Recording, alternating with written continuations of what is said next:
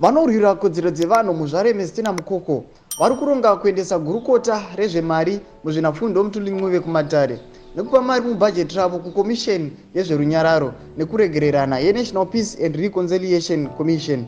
Kunyange pamutemo komisheni iyi yaifanira kuve isisashandi musi wa13 Nyamavhuvhu 2023. Muri Zimbabwe ndozvitaura nawo muzvara nhasi. Saka sataendera mberi nenhau iyi ndopanda kuti bva wasubscribe wolike wotina on the bell icon. Torambochona mabhidzi anokupa pano paZM News Live. Wanoendera mberi vachiti mubumbiro remutemo komisheni iyi yaifanira kushanda kwemakore 10 chete kubva muna 2013.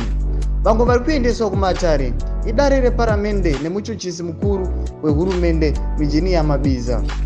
Nhambukiro dzekuedza kubata vese vari kuendeswa kumatare hadzina zvadzabudisa sezvo vose vange vasikabatika.